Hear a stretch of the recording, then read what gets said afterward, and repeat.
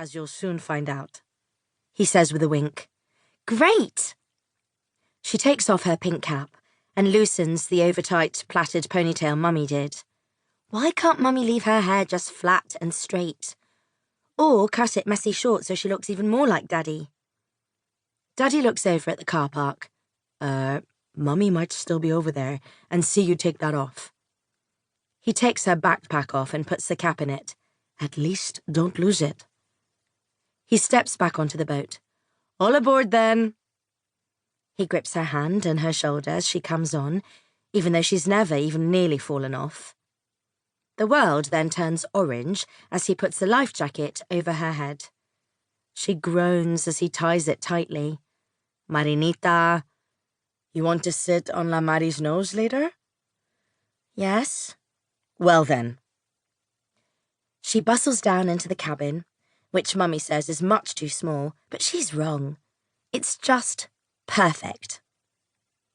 She gets a blue hand wash bottle out of the tiny cupboard above the loo and puts it in the ring next to the teensy basin, opens her backpack and puts the Island of Adventure on the wooden bit next to the half of a V-bed, gets a pillow out of the locker and puts Mogcat on it. The sea doesn't look too wavy, so she won't fall off. All cosy and ready for her siesta after lunch. She goes back up on deck just as Diego throws Daddy the rope and they're saying, Hasta luego. Daddy yanks the string to make the engine start, and off they go. Putt-putt out of the harbour, past the super awesome Guardia Civil police boat with its big, green, pointy nose and red-yellow-red Spanish stripe, past the stumpy red and green lighthouses on the rocks either side of the entrance, and out into the sea. It's still early. There aren't many people on the sandy curve of the San Jose Bay. Which beach? He asks her above the engine. There was about an hour-long string of them, all different, all lovely and soft, and some you could only get to by boat. I can't decide. Okay, we'll go as far as the lighthouse, and then come back and moor up in an empty one.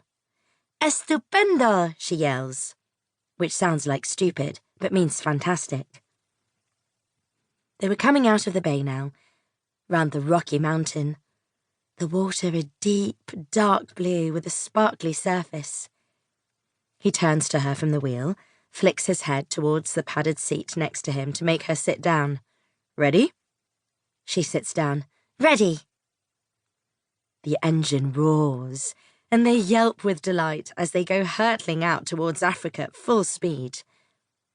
This is the point at which Mummy does a flappy hand asking him to slow down, and Teddy holds on to Mummy and closes his eyes to make it all go away.